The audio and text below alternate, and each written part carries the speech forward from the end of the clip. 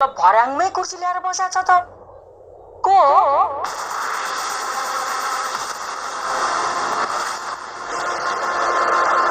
साथीहरू नमस्कार। आखिर बुन्टीको गेटअपमा को आयो त बुन्टीको घरमा?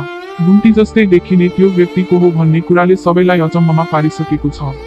बुन्टीको रूप मात्रै होइन, उसको बानी बेहोरा पनि पुरै परिवर्तन भएको जस्तो देखिएछि, जसले बुन्टीको पोसाक लगाएर सत्य पत्ता लगाउन खोजिरहेकी हो।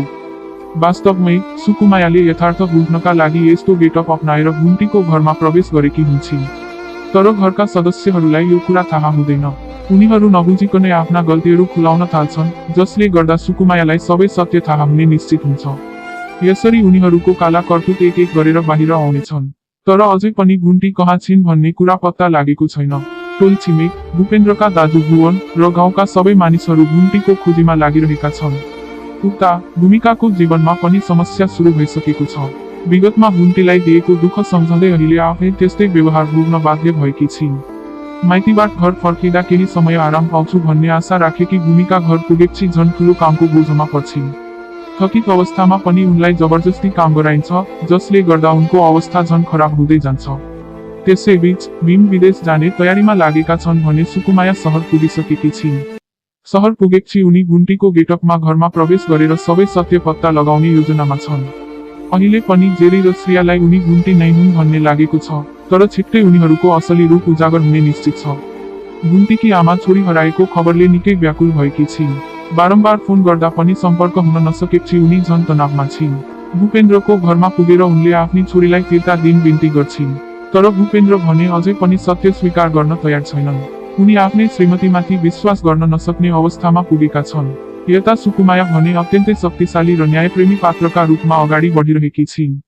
उनले बुन्टीलाई दिएको दुःखको एक एक हिसाब गरेर दोषीहरूलाई सजाय दिलाउने अठोट लिएकी छिन्। उनका अगाडि जेरी र श्रेया टिक्न सक्ने अवस्था छैन। उनीहरूलाई जेलसम्म पुर्याउने योजना पनि बनिसकेको छ। अर्कोतर्फ भूमिकाको अवस्था बिग्रँदै गएको छ। उसले विगतमा गरेको गल्तीको परिणाम आफै भोग्न थालेकी छिन्। परिवारबाट अपमान, श्रीमानबाट दुर्व्यवहार, यी सबैले उनको जीवन कठिन बनाइरहेको छ। अब उसले बुझेकी छिन् कि जस्तो कर्म त्यस्तै फल भन्ने कुरा साँचो रहेछ।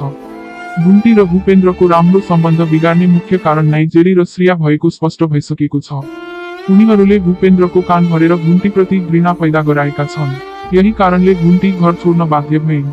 तर घर छोड्ने क्रममा उनलाई अपहरण गरी जङ्गलमा लगिएको रहस्य पनि बिस्तारै बाहिर आउँदैछ।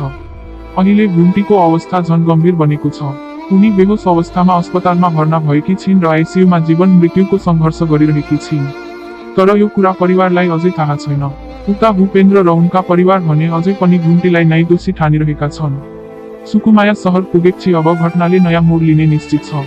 उनले प्रमाणसहित सबै सत्य बाहिर ल्याउने छिन् र दोषीहरूलाई कानुनी कारबाहीमा ल्याउने छिन्। बुन्टीलाई न्याय दिलाउनु मात्र होइन, उनलाई यस्तो अवस्थामा पुर्याउनेहरूलाई कडा सजाय दिलाउने उनको लक्ष्य छ। अन्ततः यो कथा कर्मको फल, अन्यायको अन्त्य र सत्यको विजयतर्फ अघि बढिरहेको छ। अब हेर्न बाँकी छ सुकुमायाले कति छिटो बुन्टीलाई बचाउन सफल हुन्छन् र दोषीहरूलाई कस्तो सजाय